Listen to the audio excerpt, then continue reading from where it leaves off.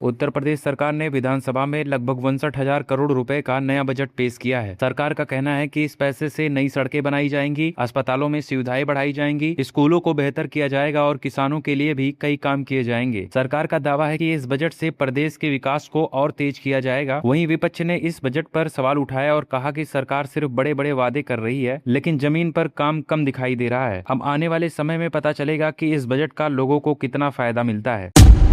उत्तर प्रदेश के कई जिलों में कांवड़ यात्रा को देखते हुए स्कूल को कुछ दिनों के लिए बंद कर दिया गया है। प्रशासन का कहना है कि इन दिनों सड़कों पर बहुत ज्यादा भीड़ रहेगी और जगह जगह ट्रैफिक भी बदला जाएगा। ऐसे में बच्चों को स्कूल आने जाने में परेशानी हो सकती है, इसलिए उनकी सुरक्षा को ध्यान में रखते हुए ये फैसला लिया गया है। जिन बच्चों की पढ़ाई प्रभावित होगी उनके लिए आगे अलग व्यवस्था भी की जा सकती है। अब देखना होगा कि स्कूल दोबारा कब से नियमित रूप से खुलते हैं। मौसम विभाग ने उत्तर प्रदेश के कई जिलों में अगले कुछ दिनों तक तेज बारिश होने की संभावना जताई है। कुछ जगहों पर बहुत ज्यादा बारिश हो सकती है, जिससे सड़कों पर पानी भरने और लोगों को आने जाने में दिक्कत होने की आशंका है। प्रशासन ने लोगों से कहा है कि अगर बहुत जरूरी काम ना हो तो खराब मौसम में घर से बाहर निकलने से बचें। जिन इलाकों में नदी या नाले हैं वहां रहने वाले लोगों को भी सतर्क रहने की सलाह दी गई है। सरकार ने सभी अधिकारियों को तैयार रहने के निर्देश दिए हैं ताकि किसी भी परेशानी का तुरंत समाधान किया जा सके।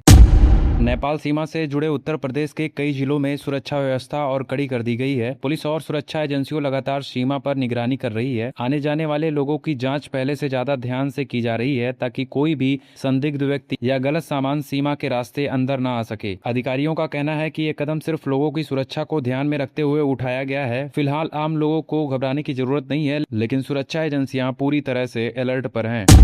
उत्तर प्रदेश में पुलिस अपराधियों के खिलाफ लगातार कार्रवाई कर रही है। सरकार का कहना है कि जिन लोगों पर गंभीर मामले चल रहे हैं उनके केस की सुनवाई तेजी से कराई जा रही है ताकि जल्द से जल्द सजा मिल सके। पुलिस का मानना है कि इससे अपराध करने वालों में डर पैदा होगा और कानून व्यवस्था पहले से बेहतर होगी। अधिकारियों ने ये भी कहा कि प्रदेश में शांति बनाए रखने के लिए आगे भी ऐसे अभियान लगातार चलते रहेंगे। लोगों से भी अपील की गई है कि किसी भी अपराध की जानकारी तुरंत पुलिस को दें।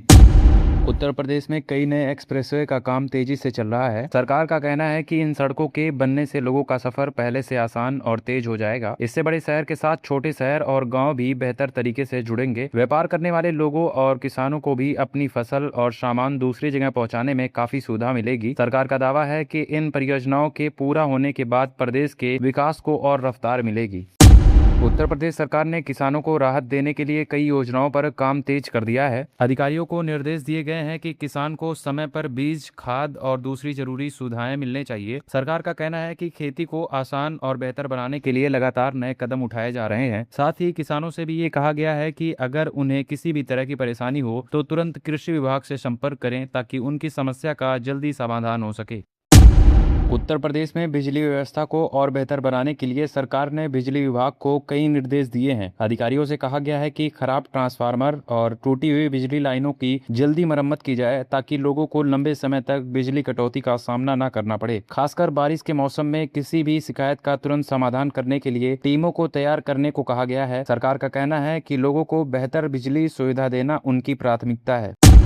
उत्तर प्रदेश सरकार ने सरकारी अस्पतालों की सुविधाओं की जांच करने के निर्देश दिए हैं। कई जगहों से मरीजों को इलाज में परेशानी की शिकायत मिली थी। इसके बाद अधिकारियों से कहा गया है कि अस्पतालों में डॉक्टर समय पर मौजूद रहें, दवाइयों की कमी ना हो और मरीजों को बिना वजह इधर उधर ना भेजा जाए। सरकार का कहना है कि अगर किसी भी अस्पताल में लापरवाही मिली तो जिम्मेदार अधिकारियों के खिलाफ सख्त कार्रवाई की जाएगी। इसका मकसद लोगों को सरकारी अस्पतालों में बेहतर इलाज देना है। उत्तर प्रदेश के कई जिलों में प्रशासन ने अवैध कब्जों के खिलाफ अभियान तेज कर दिया है। सरकारी जमीन पर किए गए अवैध निर्माण को हटाया जा रहा है। अधिकारियों का कहना है कि पहले लोगों को नोटिस दिया गया था, लेकिन नियमों का पालन नहीं होने पर कार्रवाई की गई है। प्रशासन ने कहा है कि सरकारी जमीन पर किसी भी तरह का अवैध कब्जा बर्दाश्त नहीं किया जाएगा। आने वाले दिनों में ऐसे अभियान लगातार जारी रहेंगे। रक्षाबंधन का त्योहार करीब आते ही उत्तर प्रदेश के कई शहरों और कस्बों के बाजारों में अच्छी खासी भीड़ देखने को मिल रही है। लोग राखी, मिठाई, कपड़े और गिफ्ट की खरीदारी में जुट गए हैं। दुकानदार का कहना है कि इस बार पिछले साल के मुकाबले ज्यादा ग्राहक बाजार में आ रहे हैं, जिससे कारोबार भी अच्छा होने की उम्मीद है। वहीं प्रशासन ने भीड़ को देखते हुए सुरक्षा का इंतजाम कर दिया है। बाजारों में पुलिस की गश्त बढ़ा दी गई है ताकि लोग बिना किसी परेशानी के खरीदारी कर सकें और त्योहार खुशी खुशी मना सकें। उत्तर प्रदेश के कई इलाकों में हुई अच्छी बारिश से किसानों के चेहरे खिल उठे हैं। किसानों का कहना है कि बारिश की वजह से धान, मक्का और दूसरी फसलों को काफी ज्यादा फायदा मिलेगा। हालांकि कुछ जगहों पर ज्यादा पानी भरने से थोड़ी परेशानी भी हुई है, लेकिन ज्यादातर किसान इस बारिश को खेती के लिए अच्छा मान रहे हैं। कृषि विभाग ने किसानों से कहा कि वे अपने खेतों पर नजर बनाए रखें और अगर कहीं ज्यादा पानी भर जाए तो उसे निकालने की व्यवस्था करें। अधिकारियों का मानना है कि मौसम इसी तरह साथ देता रहा तो इस साल अच्छी पैदावार होने की उम्मीद है। उत्तर प्रदेश में बढ़ते सड़कों पर हादसों को देखते हुए सरकार ने सभी जिला के अधिकारियों को सख्त निर्देश दिए हैं। पुलिस अब तेज रफ्तार, गलत दिशा में गाड़ी चलाने और शराब पीकर वाहन चलाने वालों के खिलाफ लगातार अभियान चलाएगी। इसके साथ ही लोगों से हेलमेट और सीट बेल्ट का इस्तेमाल करने को भी अपील की गई है। सरकार का कहना है कि सड़क दुर्घटनाओं में सबसे ज्यादा जान लापरवाही की वजह से जाती है। अगर लोग ट्रैफिक नियमों का पालन करें तो बड़ी संख्या में हादसा को रोका जा सकता है।